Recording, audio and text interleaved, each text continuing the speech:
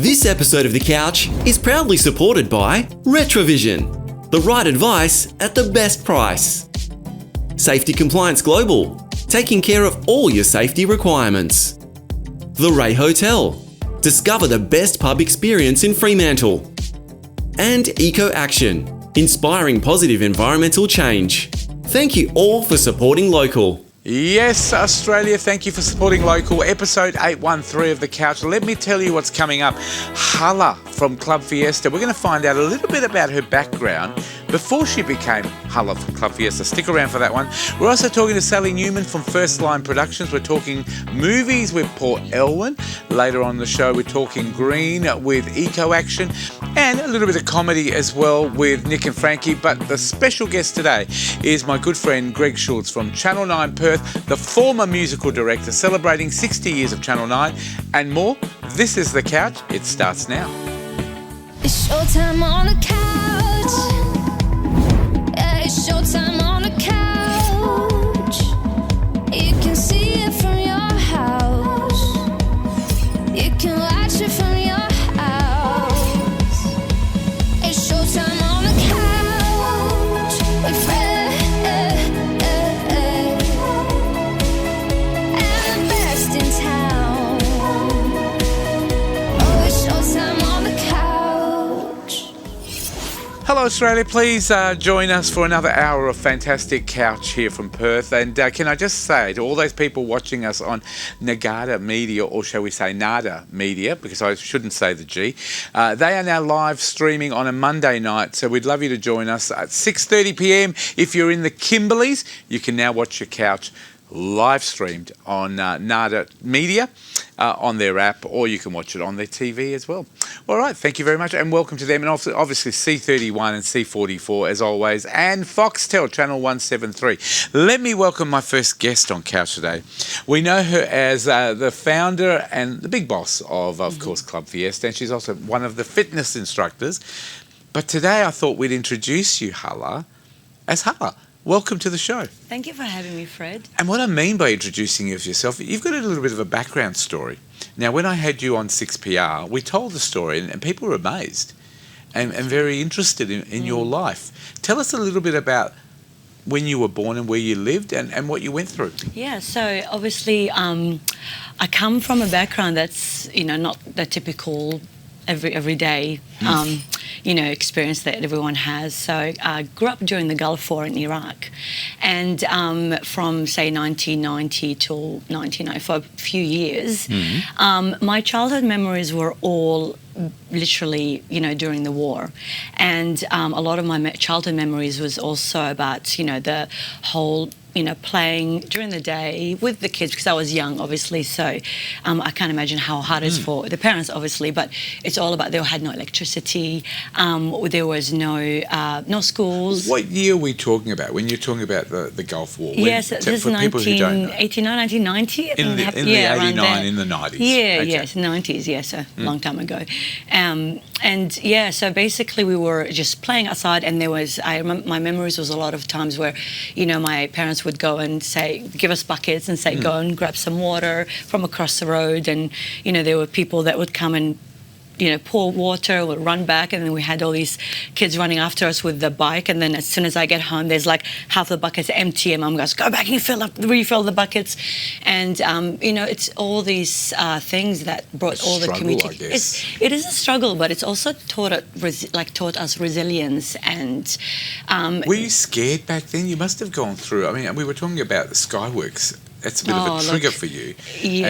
And bombs going off, guns going off. And it was like, for me, it would be a shock if a gun went off now. But for you, it would still be a shock for you. But I'm assuming you would be so accustomed to it. You would think so. But I can, when I hear what happened like a few years ago, we went and saw the fireworks, and it just brought a lot of memories back.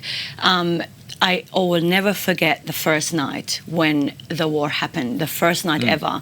My sister was trying to wake me up. We were on the second floor, and we had a 3-story house, and the bottom is where my dad closed off all the vents, and it made it like a safe house, because we were prepared. Like we knew a few months back before America had, we thought that Iraq needs to be ready, Baghdad.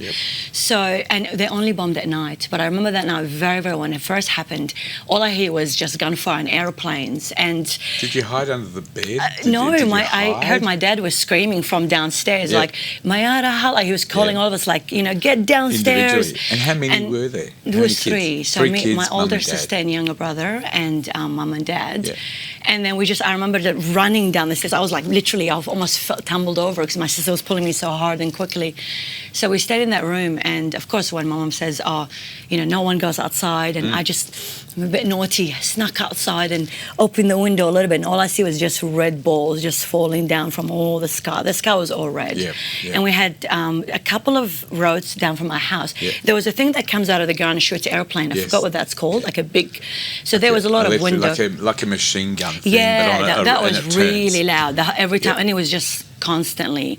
The luckiest thing actually was we had a safe house just down the road from us. Well, literally like a couple of rows down, and we were going to go there, but we decided not to, and that got bombed.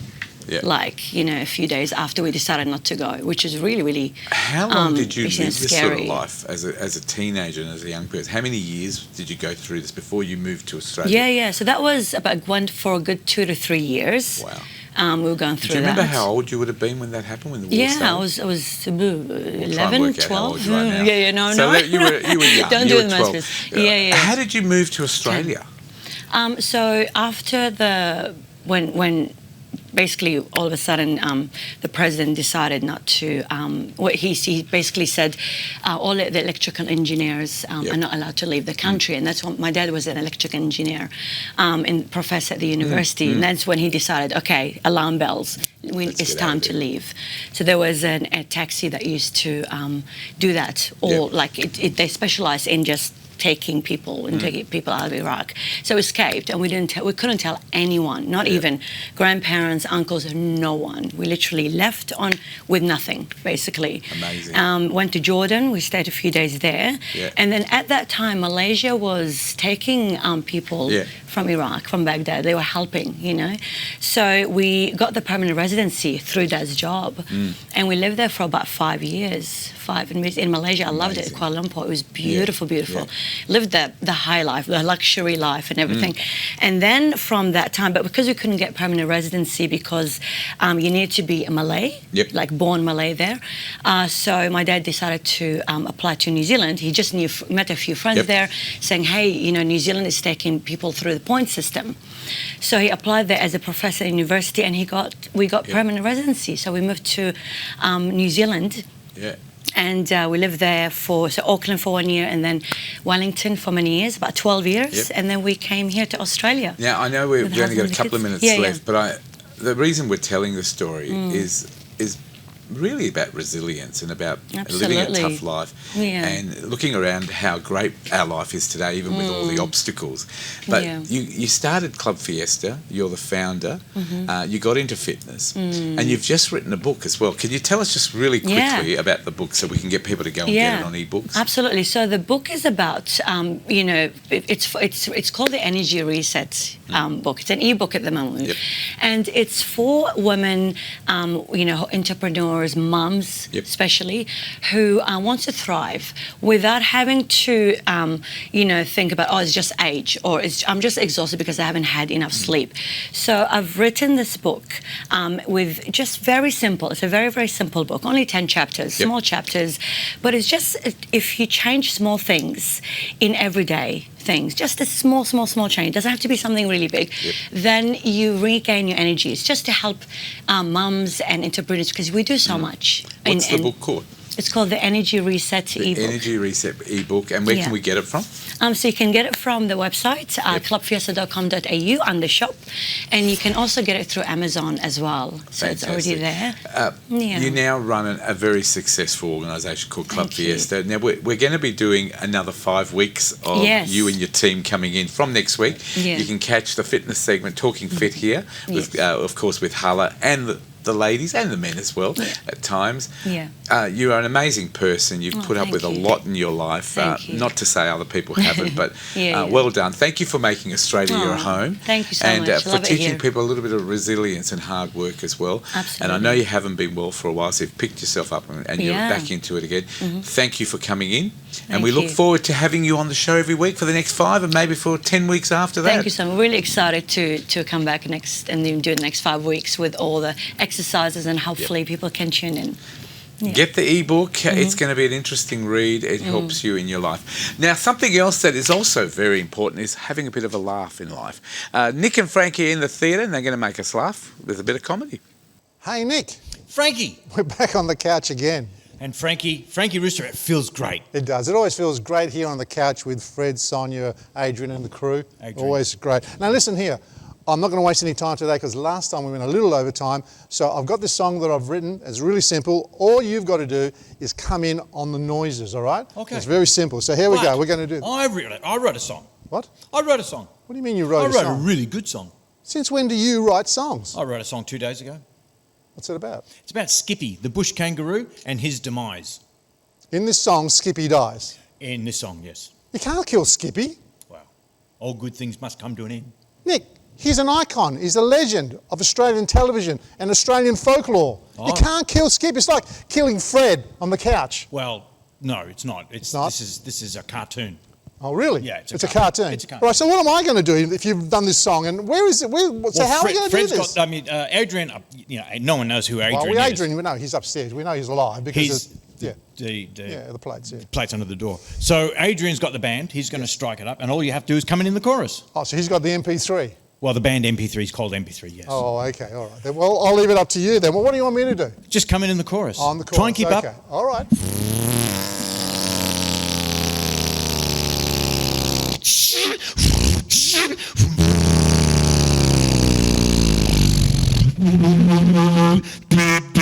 I mean, you love Skippy. I do love Skippy. Of course I love Skippy. I grew up Everybody with loves Skippy. Skippy. I grew up with Skippy too. It's a love great thing, but I don't know about this song. I hope it's good. Don't worry about it. It's Better be fine. good. It's good.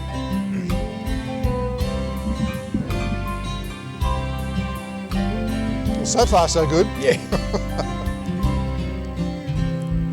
I was out driving late last night, and the moon and the stars, they were shining so bright. Well, that sounds really nice. All night driving got the better of me. My eyes were dim, I was straining to see. Wildlife was wandering all over the road. I knew I had to stop for the night. Then I saw jumping, and I heard a thumping. It gave me a hell of a fright. Now, I think I killed Skippy, but I'm not really sure. There's bits of intestine stuck to the truck door. Yeah, I'm gonna wash that off right now. It's gonna start to I don't know smell about very that soon. chorus. Yeah, sounds a bit rough to me. My head was reeling, I knew I'd done wrong.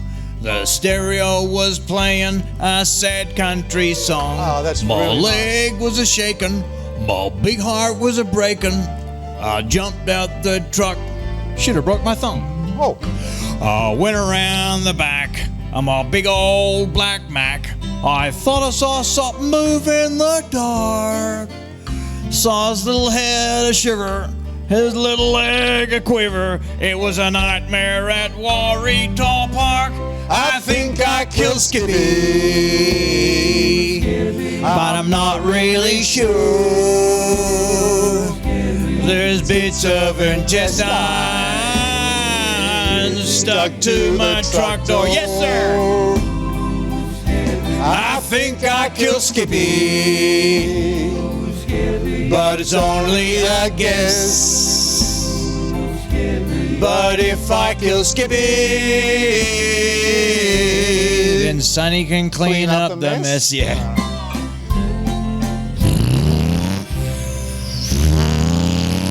I gotta say, for someone who's never written a song, that was pretty good. Thank Nick you, sir. Denoise. Okay, back to Fred. I'm here until Sunday. Is that right? Okay, I'm here till Tuesday. All right. There you go. That is Nick and Frankie from the theatre this time. We'll try and get them down there more often. Sometimes they're on the couch. But please support them. If you want to book them, get in contact with us here at The Couch, at thecouch.com.au, and we'll pass the message on to them. Now, it gives me great pleasure. Sally Newman came on a while ago talking gain with our good friend, obviously previously, but today she's talking to the other good friend, which is Nisha Seth, about all the things that she does in her life. Over to you. Thank you so much, Fred.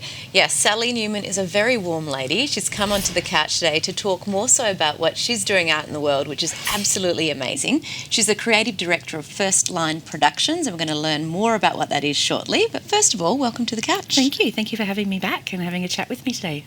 And I'm sure you can feel it at home, but there is such warmth exuding from you. And you're going to talk to us a little bit about, I would say, curating. You're very special the way you connect with people. Tell us about what you do. I think that really is a great word to summarise what I do. I have put myself out by saying I'm a professional story seeker, that there's so many stories in our community that go unheard, that need to be given a voice and a platform. And I'm the link that brings all of those elements together, whether it be theatre, film, books, just finding space for people to be heard and seen. Stories are so important, aren't they? And I always think from a legacy perspective, it's such a shame that we don't share stories sometimes. So what you're doing is you're helping people to really curate their stories.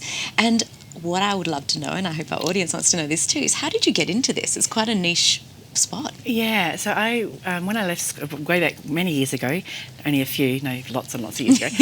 When I left school, I went straight into retail, and within a few months, I was doing corporate management and travelled around Australia. Very much a people person, even as a young adult. And unfortunately, due to a decline in my health, I had to leave that job after about 12 years. And I still wanted that really strong connection with people, so I went into being a wedding celebrant. And I was very fortunate to solemnise about 250 weddings over the 15-year career. Special. And I loved it. I loved getting into the homes and lives and love stories of these people. And again, unfortunately, 2023, the end of that year, I had a really severe flare-up. I live with MS, so I was going through a really bad decline at the time with my health, and I realised I had to give that away. I couldn't be the front person anymore at weddings. And it probably took me about 6 to 8 months to really find what I was going to do. I've always been a writer just for personal reasons. I'd written for theatre and for short films, just for myself, for fun. And I thought maybe it's time to look at everything I'd achieved behind the scenes as a mum and just someone who loved writing and put a portfolio together. And that was how First Line Productions was launched about 18 months ago. And it's been a really beautiful experience of watching that business grow. And the start for me, I think, when I really validated that I could do this on a bigger scale, Bunbury Art Gallery, was actually just overhearing a conversation I was having on the phone with a friend about how Fringe World had gone that year for me. And they asked if I could commission an original drama piece for the biennial art show that was coming up. And I reached out to community and asked if the LGBTQIA community that I knew could step forward and support me, because it wasn't my kind of story to share. I didn't have enough lived experience as a straight cisgendered woman to share those stories. And we did a beautiful play called I Am They. And then from there, one of the performers, a beautiful woman called Faye Graceway, had just transitioned and said, could you write a full theatre show for me? So from there we wrote an entire theatre show of her story, which we're bringing to Fringe World in 2026. And that then led into my first book, where I curated a book of 12 women's stories of trauma and change. You know, there is a real beauty as you speak around actually giving voice to topics which, you know, otherwise people stand alone. You know, like this, like being able to understand what it's like as a parent, or if you're transitioning as an individual, is still an area I know in psychology that is not spoken about, or there's no expertise from an academic perspective. So the lived experience we talked about off air before was really important too. So thank you for being courageous also and being open about your illness, because I know you're working with that. Thank you. the book that you touched on, I think The Grace Way, the namesake's in the title. Can you tell us a bit about the book? Yeah, so The Grace Way is a story an anthology of 12 women's stories, and we have some really big stories in that book without having to sort of give individual trigger warnings. They're stories that women have gone through in their lives with adversity and darkness that you probably, unless you've been through it, you can't begin to imagine how you heal from that. One beautiful lady has lost 2 children shortly after childbirth in their first couple of years of life. We've got domestic violence in the book. Another lady talks about her journey into homelessness as a professional woman and how she then found herself in living homeless. So some really big stories, but the common theme was that they all found a sense of grace and gratitude for the life they've now been able to move forward into. And the process that we do is I run mentorship, so they go for 20 weeks, and it's a 20-week mentorship where they get to come together every single week and connect and talk and feel safe enough that they can share their vulnerabilities and their stories and truths. And I think that's one of the critical things, is having that support group, that sense of community, and I'm sure they stay connected after that as well. Yeah, absolutely. We've just the new book's coming out shortly called The Faith Way, which is the second instalment. It's a trilogy. Yes. And the Faith Way mentorship wrapped up 3 weeks ago, and every Saturday since I've been getting phone calls like, we should just catch up for coffee. And so nine of the 11 ladies went out for lunch yesterday, just to keep that social interaction going. You know, I love that you've created such a great opportunity for so many people to tell their stories out of your own pain as well, which is just, it's amazing. It's very inspirational. Now, you've got a number of books as well that you've published. Can you quickly go through those? I do. Before I went into writing for other people and curating stories, I thought I should probably tell my story first and live the experience. And I've raised 5 children in a beautiful blended family. It's an achievement in itself. Absolutely. So the first book I wrote, which is quite comical, Fred was asking me about comedy, is titled I Should Have Kept My Legs Crossed and Bought a Dog. And it's all the parenting truths and how much easier it is to raise animals than children. And then another anthology, which I'm super proud of, is called Finding Invisible People. Yeah, this is important. Yeah, and again, stories that you wouldn't necessarily think, because it is those invisible disabilities and illnesses. I'm proud to say my personal story is the last chapter of that book. And then I also did a 10-week poetry mentorship called Unfolding Gently, and it was a cathartic process of just releasing the emotions that you no longer serve you. And that is, unfolding gently, how we can do that in a safe way. Well, you know what, Sally, absolutely amazing. Like, I think your ability to curate, make people feel comfortable, connect is much needed in our world today. And I'm sure you've got lots planned coming up, so we'll definitely have you back on the show, I'm sure. That would be amazing. Thank you. Where do people find out more about you? Yeah, so they can just Google First Line Productions. I'm on Instagram and Facebook, but I've also got a link tree which tells you all the things that are coming up that we're offering at the moment. So that would be the best way to find me, or my website and my email address, which I'm sure that the wonderful couch admins will place up for me. So. Wonderful. Well, thank you so much, Sally. You. Really appreciate you coming on and being vulnerable and courageous as well. We'll help a lot of our audience out there too. If you've missed any of that at all, of course, you can go to thecouch.com.au or our Facebook page, and we'll have all of Sally's details there as well. But we'll see you very soon. Amazing. Sounds good. Thanks, Nisha. Thanks, Fred. Well done to Nisha and Sally, of course. Well done with the work with Gain as well, with the photo shoot and all that sort of thing. Follow her, support her, buy her books, and she'll be back on the couch, I'm sure, very soon, because you have 2 funny people on the couch. Hey, what about me? And let's make it 3. And we'll get Kath Mazzella back as well. We'll take a break. More of the couch coming up right after this. Paul's coming up.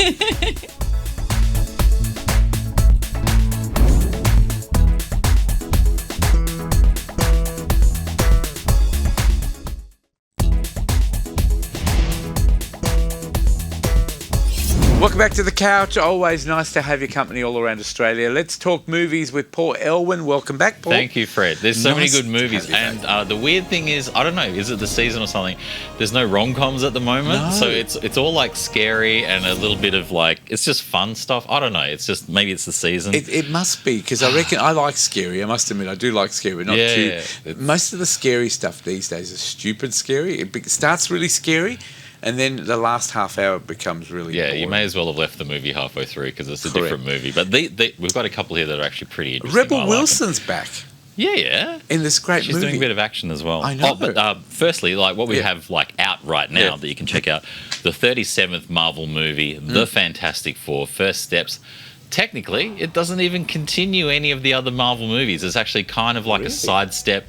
It's on a completely different Earth, and this is set sort of in your 60s era.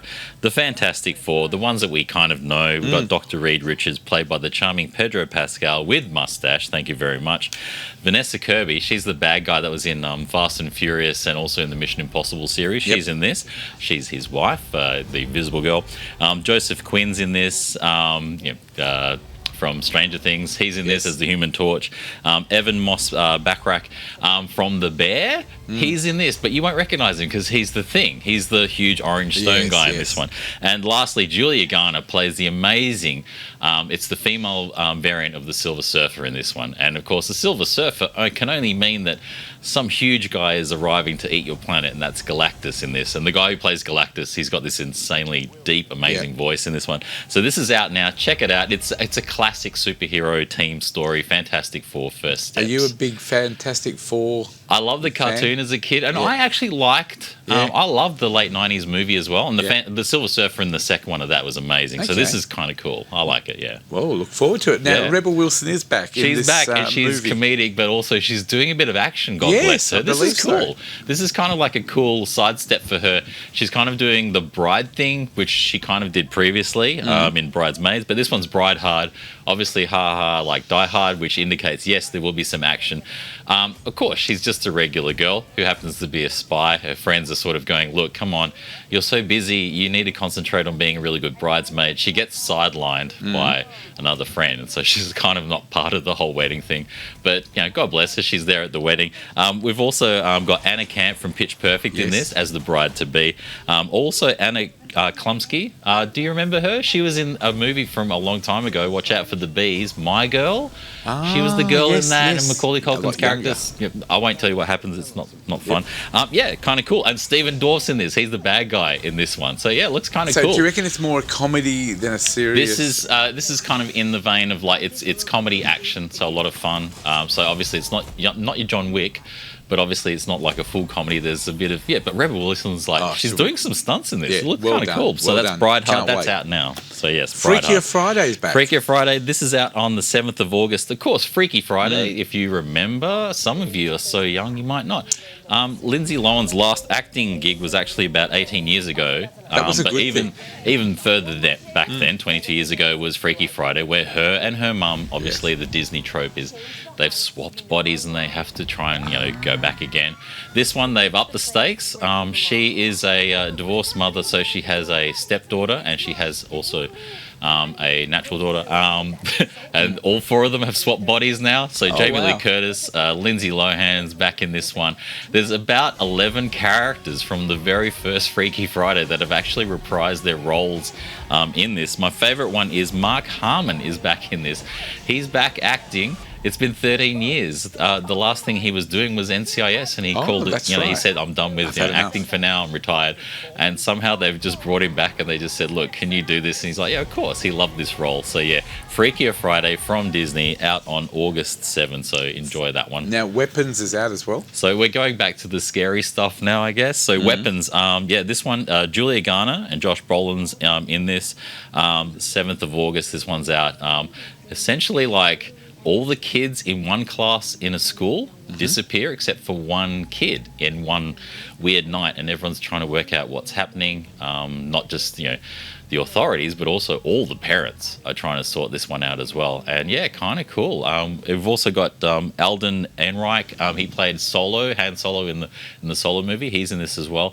Essentially, a whole lot of adults trying to solve a really big mystery in the town, and is it connected to anyone else in the town? Looks kind of cool. The test audiences loved it because it's a modern horror, but also it sort of echoes a lot of other styles, like the Korean horror movies, that sort of thing. So Weapons, that's out on the 7th of August. Looks kind of cool. Looks good. The Home is also out. So The Home, it's a horror one as well, but the thing that's going to throw you off is Pete Davidson's in this. So he's like the caretaker at old people's home, retirement home, that sort of thing. And of course, you're going to expect Pete Davidson to sort of be kind of funny. He's a little bit funny in this, but he can do dramatic stuff as well. And yeah, he's scared in this one, essentially. All it is, they're just saying, look after everybody and the whole, clean the place and do all of that. Don't go in the 4th floor. He's like, what's in the 4th floor? Oh, you don't want to know. The cool thing is when you're watching this, there's another actor in this, John Glover, who plays like kind of one of the heads of the people that run the whole place. And he has been in a lot of horror movies as mainly like a sort of evil scientist type character. He's in this. This looks kind of scary. Pete Davidson does really well in this. It looks like a lot of fun. And yeah, you're going to try to work out like what is going on in the old people's home or the home that he's working in. I like the look of this one. It looks a lot of fun. So this one's out on the 14th of August. So this is the home. Now, 21st of August, we've got Relay coming out. So Relay. So this is cool. Like, I guess it's the season people like watching sort of, intrigue, drama, action, a little bit of action. This one. Yeah, this is cool. Relay, Riz Ahmed is in this one. He was in a movie I liked called The Sound of Metal. Yes. He played the main character in that one. Lily James is in this. She was in Baby Driver and Mamma Mia, Here We Go Again. Yes. So she's in this. She's the victim in this one. She has actually, essentially, Riz Ahmed's character, he plays like a kind of courier. So if you have some information and you are kind of you've got some important information, they don't protect you, but they sort of get the information away from you, so you're not in trouble, and take it to whatever sources you think it needs to go to, or they get rid of it, that sort of thing. Essentially, the cool thing in this one is Sam Worthington.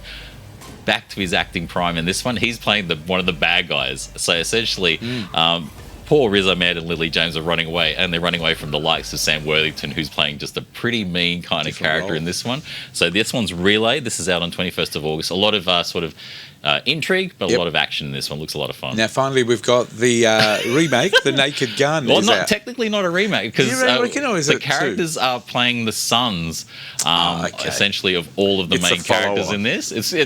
The trailers have been hilarious.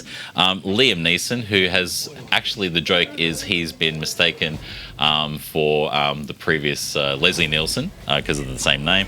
Pamela Anderson's in this. She does an amazing job. She is funny as. And she looks completely different to Baywatch. Yeah, it's crazy. Paul Walter Hauser from The Bear, he's in this as well. A lot of fun. So watch the previous Naked Guns if you like. However, this one they'll probably explain all of this to you. Essentially, the police department are just fumbling around, dealing with the usual cases. Just like it's a lot of fun. Watch the trailers. You'll kind of get the humor, but Liam Neeson delivers it so well. He's straight, down the line, but like it's just funny stuff in this one. So this is Naked Gun, and it's technically a sequel to Naked Gun. Fantastic. I wonder if they'll ever bring back Police Academy as well. Oh, that could be on the horizon. I reckon, yeah. Let's have a look at the top 5 movies as they stand around Australia this week. Let's have a look at them now. Top 5 movies that we have now. Number 5, I Know What You Did Last Summer. Number 4, I love this one, How to Train Your Dragon, the live motion remake. F1 the movie, that's insane. Jurassic World Rebirth is doing really well. Dinosaurs, lots of fun. And number 1 is Superman. I knew Superman would be there, but there's a lot of feedback about that one, good and bad. Mixed results, but I think overall a great movie and a start to the DC universe. Paul Elwyn, thank you very much. We'll see you in a couple of weeks with what's streaming. Yes. Thank you very much. We'll take a break. More of The Couch coming up right after this. Stick around.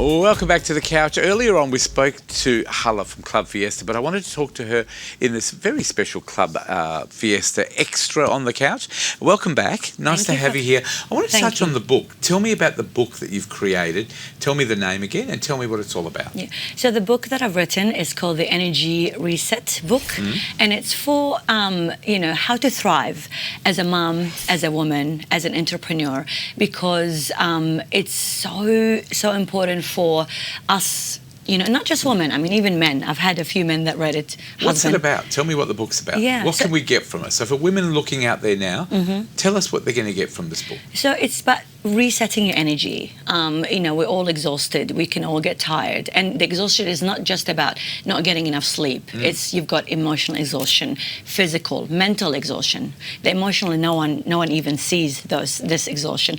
So it's to help anyone that wants to a little pick me up, and it's about changing small things every day that you regain your energy and you feel alive again, and you can get through the day better. Sounds that way. amazing. Why did you write the book? Was it a personal thing? Absolutely. Tell me. I've struggled with exhaustion myself. Wherever I go, I this is the one thing I always get. Oh my gosh, Hala, where do you get your energy from? And I'm like, I don't know. It's not just coffee. It's definitely not just coffee. Let's just tell the people at home. Yeah. You're a mum. Yes. You're a wife. Yes. You're a business owner. Yes. You're a fitness instructor. Yes. Have I missed anything else? You're an author. Now I'm starting to write books. You live a pretty busy life, and your kids are quite young. So it's not like you've got adult kids. You're still quite a young person. 11 and 13. Yeah, that's very young. Yeah. So you go through a lot of the ups and downs of life. So you've been through some things that have made you write this book, and for other people, and help you as well. Yeah, I've got enough family here as well. Yep. Like they're all over the place, all over the world. So it's always you just have to do everything yourself. And I'm sure a lot of mums have some don't but have. This is a good way of helping with real experience. This is not something you've created or made up. No. This is you've gone through a situation in your life or your life that's made you write a book to help other people. Absolutely. Yeah. So it's I mean, and when you say change, give me an example of something little that you say change something little in your life. Give me an example that you did. You wake up. We a lot of people are guilty of that as well, including myself. You just reach for your phone. Yep. You check your email. You check your messages. Yeah, we can't live without You them. can't. These days it's there. It's everywhere. You charge it next to your bed. The first thing and this is before you even open your eyes, you're like reaching for your phone, or looking to turn for it. the alarm off, or a lot of people use the alarms. The first thing you need to do when you wake up, do not look at your phone. That's the first thing. I really stress that in the book, because it's you don't want social media or the noises. It's cyber noise to dictate your day, because it will when you check your email straight away, especially if you're an entrepreneur and you're always busy. I can't say I'm not busy. I'm always busy. But it's about organizing your time. It's not about doing everything all at once. Yes, you can, but and I also talk about making a list. And if you have so much in your brain, you gotta we call it a brain dump. How does write that work? things down. So you write things. Yeah. Now, writing the list, does that come from a position that you're in? Like, are you stressed, or are you upset about something? When would you write the list? Yeah, I usually say late at night. So when you get a lot of people, when they, a lot of mums or entrepreneurs, any person, when they go to sleep, and they say, oh my gosh, I've got all these things thinking about, I can't go to sleep because I'm thinking about this, I'm thinking about what do I do the next day? Oh, our kids, did I make their time to make their breakfast or make their lunch, or did I, permission slip? Did I sign something? So you need to write things down, because it's a process of actually letting go. It takes them off. Takes your mind, it away doesn't from it? your mind, Yes. and when you write things down, it's like your brain is less cluttered. I like the idea as well that you talk about not looking at your phone, because I'm so thinking important. you've been sleeping and you're relaxed all night. You want to try and get up in a relaxed format to take on the day. Absolutely. Whereas by sitting in bed and looking at all the social media and all the wars and everything that's happening around us, you become anxious again. You become anxious, you become in a reactive mood. It actually dictates your whole day, and you become very, it's the anxiety. And a lot of people say, oh, why do I feel that way? It's because you let social media, and you can't help but compare. And then you end up feeling the whole day is you're behind. You end up feeling like, oh, I'm really behind in this. I haven't done this, I haven't done that, because there's all these things that are in your brain and your mind. So the first thing I say when you wake up, do not look at your phone. This is just one small thing that I really stress on. That's an example that you've done, and it works for you. And it really works, honestly, no matter what. So don't look at your phone. And when do you look at your phone? I usually have been about maybe 45 minutes to an hour. So you might get up, wash your face, maybe go to the toilet, have So a you do drink that- of coffee. Water. Water Do not only? touch No caffeine coffee? Oh, before. okay. Water. Go straight away and hydrate, because when you sleep, you become dehydrated. You just in that, that's how the body And works. I guess coffee is an adrenaline thing, isn't it? It And is. it's caffeine. It It does. So why would you want to hype yourself up? Exactly. So you wake up, the first thing you need to do is have water, warm water, Yep. and you put a little bit of sea salt, or even I've been using apple cider vinegar because that actually detoxes your whole body. Really? Yeah, it's really So you good have for you. salt in your water and make it warm. Yeah, so warm water. I've actually heard that before. really that good warm for water you. on its own, even without the salt, Yeah. is good for you. It's the first thing you need to do in the morning. You wake up, Wow. you have a couple of, so one glass of warm water, and the other one I put the apple cider vinegar or a little bit of sea salt because you need to hydrate your body. And then you can just, even if I don't touch the coffee, so I have a hot, because it's been cold lately, just have a hot cup of water and just sit and just have a 5-minute quiet time. Yep. Quiet time. No TV, no phone, just sit. You don't have to meditate. I'm not asking people to meditate for an hour, Yeah. but just quiet time because you need to reset your brain and just like What a go, wonderful okay. idea.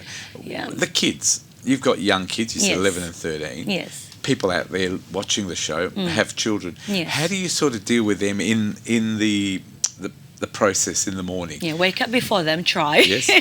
to get that quiet time because it's really, really important. You Yeah. need that quiet time. If they're up, you wake up, and I used They to, when they wake were you little, up. they wake me up, or they're screaming and yelling and running Yeah. around and fighting with each other. Yep. I used to actually just go to the bathroom and just have a quiet time, or just go to the toilet and Shut the door. just shut the door and, just you need It's that like quiet your time. own my time. Yeah, or even give them breakfast, and then while they're eating quietly or Yep. whatever, just stand. If it's a nice day, you can go outside. Sun is very important as well. Yep. That's really, really good for you. Do you think the book Yeah. is very helpful in many different situations? Obviously, Yeah. Having children. What about people that are running businesses? What do they do in the way of they're always living a very fast and busy and Yeah. stressful life? Are there any tips in there to help them? Yeah, organize your time. So don't let, obviously social media, emails dictate your time. You organize your time Yep. because you're the author of your life, to be honest. That's the end of the day. For businesses and, people who own businesses, try to not control everything. That's so easy for everyone to want to control. Well, you're running a business. It's Exactly. your business. You want to control. Yeah, So so- how do you get around that? You appoint somebody else to look after them? Yeah, You delegate. Delegate. It's so important to delegate. And you let go of the things you can't control. And do not be a people pleaser. If you're a people pleaser and you're saying yes to everything, that's when you're saying no to a lot of things that actually meant to be good for you. Yep. So as a business person and business owner, you have to say no to many, many things to Yep. serve, to make you feel that you can control the things that really matter in your business and to serve others as well. How Because big is the book? It's only 10 chapters. It's about 80 pages long. So it's Is that not- all? Yeah, it's a Are they small all book. divided into different topics? Yes. So it's easy for people to follow it? Yeah. Now, it's yeah. only on ebook at the moment. Yeah, at the and this is moment. your first time as It's an the author. first You've never time. written before, have you? No, Because never. for those people who know, you run a fitness company called Club Fiesta. Yes. So I guess being fit and Club Fiesta, the work that you do with Club Yeah, Fiesta, as yeah. in the fitness instructor side, Yes. is that a good thing to relax you? It's a great thing. Look, So when you wake up and you have the water, and Yep. if you can have that quiet time, we talk about a few things in the morning, small things. It doesn't have to be like, 1 hour, just 1 minute here, 1 minute there. Movement is so Yep. important. Moving your body, you increase your, the good hormones, the feel-good hormones, and it makes you happy, and it actually makes you more focused during the day And when you move. Do you think doing the fitness programs with Club Fiesta, and I know Yes. you're the business owner, you're not going Yeah. to say no, but on a serious note, do you think for those people that have a very highly strung, stressful life, busy home life, busy work life, doing these exercises, and because your programs are very, I have to say, fun.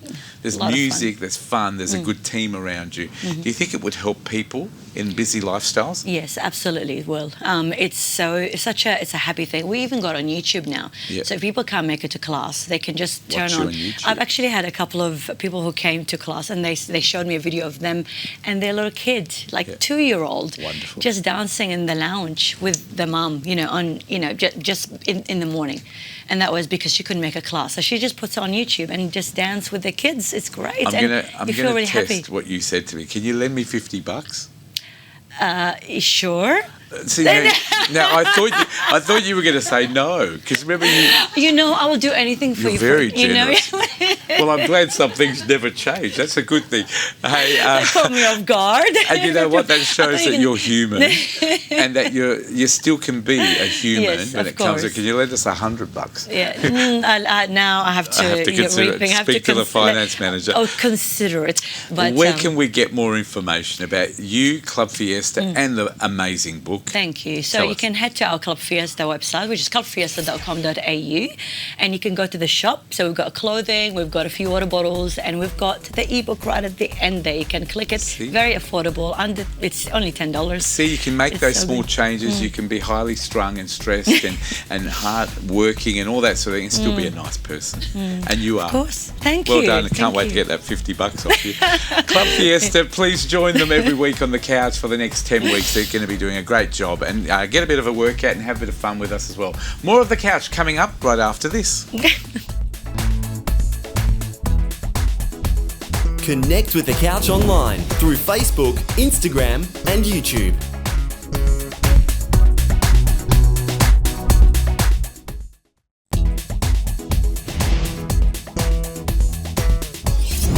Welcome back to the couch. One of the segments I love most about this show is our Talking Green segment, and we've got Maria back in from Eco Action WA, and with her is our very eco warrior, Nisha Seth. Over to you. Thank you so much, Fred. Yes, and we are hopping into a very charming element of the animal kingdom.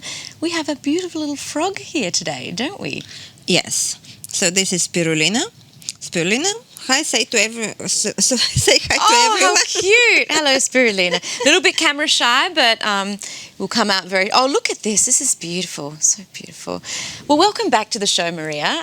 Eco Action, you're the founder of Eco Action. You're also a biologist for those in the audience that haven't seen our segment before. Why have you brought the frog on today? Or I'm saying that very colloquially, but I'm sure there's a scientific name for this little fellow. So this is magnificent green tree frog, and the reason frogs are here today is because frogs are facing very serious circumstances at the moment. We recently had 4 of our Australian frogs going extinct, which is very serious, and 3 are not even known whether they're extinct or not, so that's still to be determined. But a large reason for the extinctions of the frogs is loss of habitat. Beautiful. He's Spirulina. He's all right. Yeah. So one of the reasons is the loss of habitat, because a lot of waterways have been drained, diverted, and unfortunately a lot of their habitat is being built on. So they're losing the place where they live. Then there is the climate change, of course, which contributes, the heating up of the environment contributes to that as well. And then, of course, pesticides, herbicides, when you go and kill all the insects and all their food source or poison it, they also get affected. Yeah, so we don't realise, we're walking amongst these beautiful creatures, but, biodiversity, there's lots of changes happening in the world, isn't there? There is, and yes. Western Australia has some beautiful frogs. Can you tell us about some of the species? So let's just talk about this one first, because he's in my hand and Beautiful. he's very, Look at very it. pretty, isn't he? Look at that. Piece of art. So Prince Charming. This is magnificent green tree frog. They are native to northern part of Western Australia, more towards Broome area, and some parts of Queensland. He, just like the other tree frogs, likes to camouflage in the trees, but you'll notice those little dots here, which are saying, "Oh, be careful, I'm poisonous." Ooh. So Okay. don't worry. Okay. So he's not actually poisonous to humans. But those glands here are his poison glands. They are actually creating something like antibiotic that coats his skin, and this way they're protecting themselves from infections. Frogs are very sensitive when something comes up in contact with their skin. That's why we're limiting handling for those animals typically where possible. And they breathe through their skin. So they breathe through their lungs, but their lungs are not very well developed. And they also breathe through their skin. And also they might drink or intake fluids through their skin as well. How interesting. So absorbent, the whole body.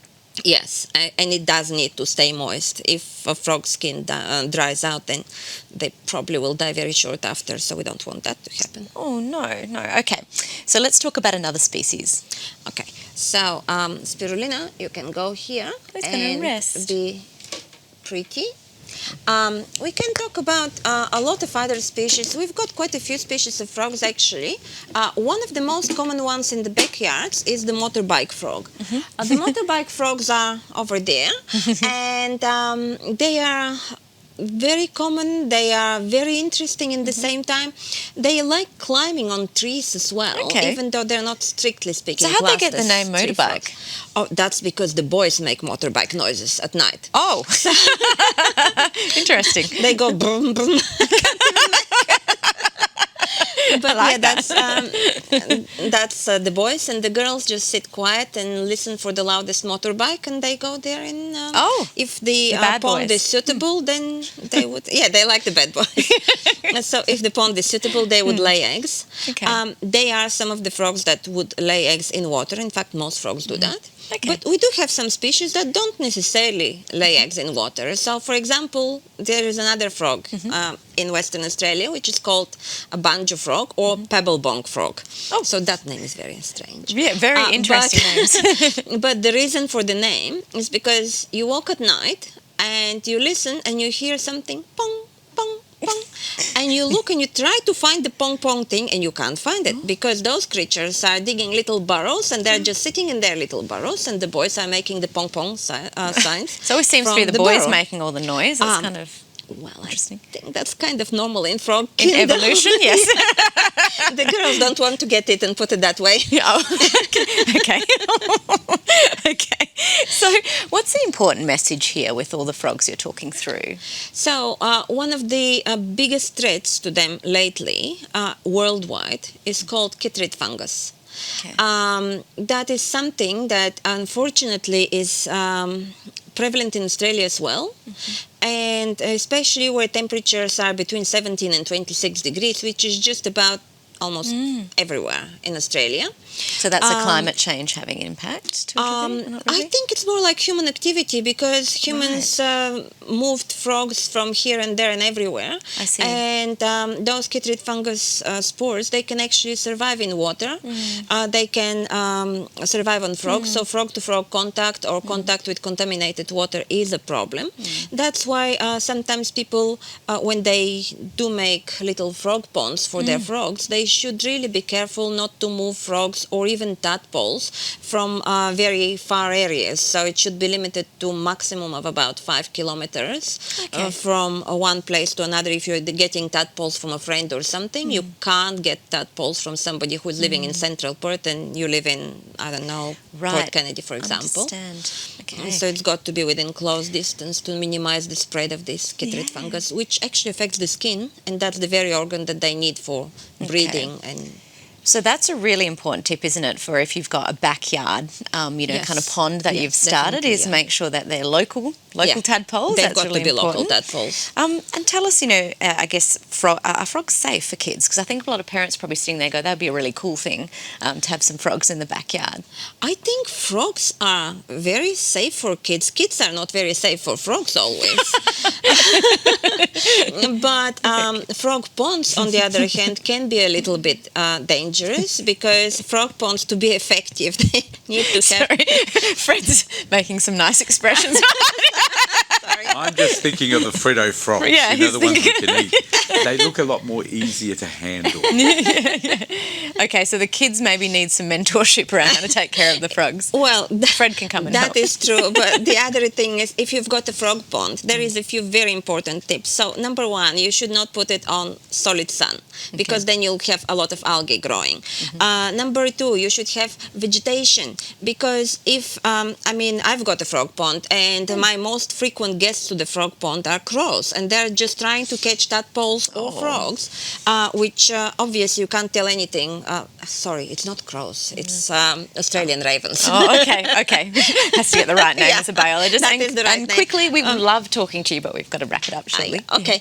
All right. So basically, keep it protected from kids so that kids can't go in there and drown. But if kids want to meet one of our frogs, of course, they can. We can come to their school or homeschool group or childcare or something, and we can bring spirulina or some other frogs for them to Fantastic. So where do people go to find out more about Eco Action and everything you have on? The website, www.ecoactionwa.org would be the website, and then of course you can find us on Facebook as well. Wonderful. Well, Maria, great work, the founder here of Eco Action, a biologist as well. So look her up, and I'm sure there's lots of great stories about lots of animals that you can find on the webpage as well. We'll see you again very soon. Thank you. And for now, it's back to you, Fred. Thank you very much to Maria. Thank you to Nisha as well. And you forgot one thing, Maria. One thing to keep frogs away from. Very important. French people. And you know why. We'll take a break. No French people after the break. Greg Schultz, former Channel 9 musical director. We'll talk to him next.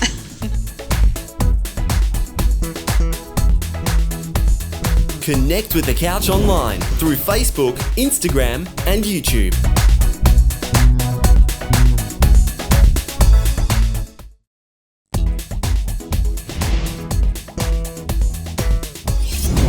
Welcome back to The Couch. In 1965 here in Perth, for those people living over east, we opened a new TV station. It was STW Channel 9, born in Chewett Hill, in competition with Channel 7. Just recently, a month ago, we celebrated its 60th birthday. Part of the history of Channel 9 is all the amazing people that work there. And today, my special guest is Greg Schultz. He was the musical director for 9 for many, many years. Welcome to The Couch, Greg. Thank you, Fred. Nice to have you here. It's almost like I'm looking at someone that I looked up to, and I still do, many, many years ago. And I'm going to talk about a little bit about Greg first, because before you joined Channel 9, how did you get into music? Do you want me to go back to the beginning? Yeah, please. Well, I started learning the piano when I was 9. Yep. I'll try and make this very brief. Yep. I went through a lot of years of classical, and then my mother tells me I used to swing my scales, so she sent me to a jazz piano teacher, which was Harry Black, who was head of the Musicians Union back in those days, big name. And then from there I joined a band when I was 14. My first band was called the Young Brass. Line-up was 3 trumpets, drums and me on a little squeaky organ. And we used to go on Showcase in Melbourne every time it was on, and we always got the audience vote because we were all so cute. And then after that, the band we did a lot of fusion stuff, became a lot heavier kind of band, got bigger. And then what happened after that? Then it was time to go to university, so I went to UWA and did a Bachelor of Music. And then I came out and did a lot of session work in studios and a lot of touring and stuff like that. And then I got the call from Channel 9. Channel 9 Perth, of course, to become the musical director. Were you the musical director from day one, or did you get brought in to do a special project? No, Will Upson actually was the... actually, I don't know about the original director, but Will preceded me. And Will actually had 7 and 9 in those days, and Ken Walther took over 7 and I took over 9. And what does a musical director do? For those people at home going, do they sing? Do they play instruments? What does a musical director do? Well, we obviously look after the music, but we basically arrange all the recordings, arrange the, and most people, when you say you arrange the music, they think they're not really sure what it means. You actually sit there and write the notes on paper that all the musicians have to play from. And you make it work for the TV program, I guess, as well. You make it work for the TV. Yeah, well, we're given our instructions. We want this song done for this person, so you have to sort out the key and the and all the bits and pieces, and hopefully it all happens beautifully on the day. Now I'm going to run through some of my history of Channel 9. Of course, there was sport there, there's news, but there was a lot of here in Perth. We did a lot of TVs in the 80s, late 70s and 80s. A lot of television. It was a great time. Perth's Young Entertainers, which was like a variety music show. Yep. You were the musical director for that. How did it feel back then to be responsible for that?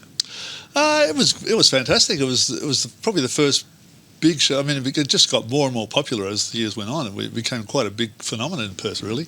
And I used to do my little bit at the end. I used to be on camera playing the piano at the end. Right. But most of my work is involved in arranging the music and recording the music and dealing with all the artists and that sort of thing. And of course, you had music acts as well back then, and you also had the team, like the Young Talent team. Yeah, our local version. We had there's a group of I think 8 Joe Beth Taylor was one of them. Correct. Uh, There was a couple of actors from there was one from Wentworth as well. Which was yeah, good. there's a few. Tammy McIntosh, I think, was part of it as well.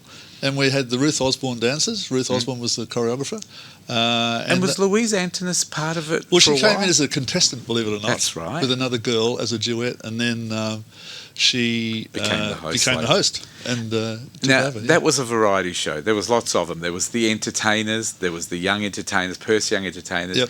and then it was the Pie Team. They changed the name, but you did a lot of musical directing, I guess. Yes, You yes. also did children's TV. There was Clash of the Creatures, which was filmed in the big Studio C. Yeah, yeah. And describe that show. Well, that was way early. That was probably the first thing I did, I think. Yep. You know, I recall that I wrote and recorded the theme or some theme for that show. It's too long ago to remember the details, but that was the first thing. You had characters and you had games. Yeah. I mean, you know, I just did the music and left it with them, and they did the show. You know, I wasn't anything involved in the recording, the camera work of the show.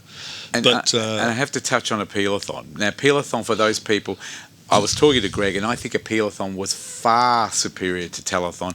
It was more a family feel. There Yeah. was more entertainment and variety, and we had better stars at Channel 9, I have to say. Yeah. Did you? Are we your allowed to say time all of that? Say again. Are we allowed to say all of that? I think we can. We just did, and I think we're proud of what we it was, delivered at 9 at that time. It was a fantastic time. You know, I think I had a 30-piece orchestra for that. That was big news. You know, How many years? That's unheard of these days. How many years did you do Appeal-a-thon? I'm not sure. 40, 30? No. I don't think because it went That's off air quite a lot. after a while. But maybe we did 10. Oh, Maybe well, 10, 15, I don't know. And it ran, it was basically a charity raising money for children's health. And Appeal-a-thon, we had big stars, Jackie Love, Ricky May, Normie Rowe, Ray Burgess. They all came. And 9 was the place for entertainment. Yeah. Tell me your highlights from your point of view. What was your biggest achievement at 9 that you absolutely loved? Well, my biggest achievement was my most satisfying thing, I think, was the Appeal-a-thon program as a whole, because there's so much music that I had to 24 hours. organise. Yeah, and in terms of a highlight moment, and I mentioned this on the 60th anniversary 60 program. years, We did a show, and it was one Appeal-a-thon, and Ricky May came across, and Ricky was.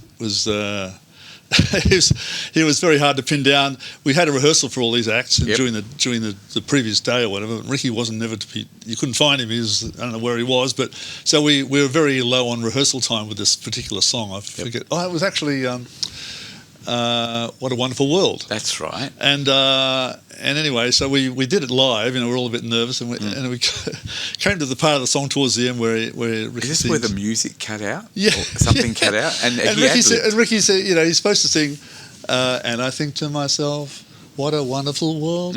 And what actually happened, to my embarrassment, oh my God, I still, he said, and I think to myself, and then the strings were supposed to come in the orchestra, and then but the strings didn't come in, did they? So he said, and I think to myself, and then there's this pregnant pause, and there's this whole studio watching. He says, where the hell are the strings? Moments like that.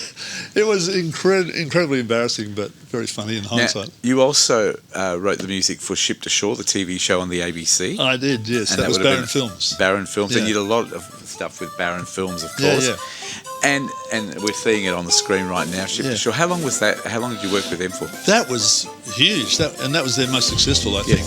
That's Made all in around WA, the was world. it? I think we did 4 lots of 26 episodes. That's a lot of episodes. I think we even beat Skippy the Kangaroo. I think, like in terms of the number of. I might have that wrong, but it was a lot of episodes over Well many done. years. Yeah. And Cool or Cozy? Tell me about that one. Yeah, that was a commercial. I wrote a lot of jingles back in then, and I used to write them with. I can hear it in the background. Oh my God! Environmentally, you remember That's the words yeah. to it still? Actually, Chris Woodland wrote the words for There you that, go. and I wrote the music. So there you go. But that one was on air for decades. I think we might have the record for that one. You know, we're celebrating 60 years of Channel 9. You're a big part of 9. Your memories of 9 are amazing as well. You obviously had a great time there. Would you do it all again? Oh, I was In a very heartbeat. sorry when it all stopped. It was great family of people, all keen, enthusiastic, and variety stuff that which they don't do anymore. I know. So, Look, we lost all of that, but we've still got our memories. A wonderful compilation that you did. We're going to go out. I know we're just about ready to wrap up. I thank you for coming on the show. Tell me about this wonderful compile, if you can. You've got about a minute. Well, the Channel 9 wanted to put together a medley of all their themes, like the news theme, Wild World of Sport, da-da-da-da-da. And so they contacted Perth Symphony Orchestra. Yep. And Perth said, Fiona Campbell from Perth Symphony Orchestra contacted me. Thanks, Fiona. And said, would you like to arrange this for us? And I said, I'd love to, because I was their music director for 35 years, So who else could do it? So away Yep. we went, and I arranged it, and we recorded it at Crank Studios in the city with Lee Buttle. He's the sound engineer. So we did the strings on the first day. We'd all put it together in sections. Strings on the first day, then the brass. Yep. Then what have I left out? The rest of the equipment, the percussion and everything Yeah, else. Look, I've congratulations. lost Can I say Yeah. you've had an amazing career? Thanks, Greg. Congratulations. We're going to go out today. Greg, with that wonderful compile. It's 4.5 minutes of memories of 9. The amazing people that Greg worked with, they were fantastic times, I'm sure, Great and times. you'll always remember those. Loved them. Thank you, Australia, for watching. Please support 9 Perth. If you're not supporting us on Foxtel, we'd love you to support 9 Perth. We'll leave you with this amazing compile music and look back at the historic TV shows. Thank you, Greg. Pleasure. And hopefully we'll see you again on the couch, because I reckon there's more to talk about. Probably. We'd love to Thanks, have him Fred. back, so I hope you come back. And we'll see you next week, Australia. Enjoy this compile. Happy birthday, Channel 9 and all the people. See you next week.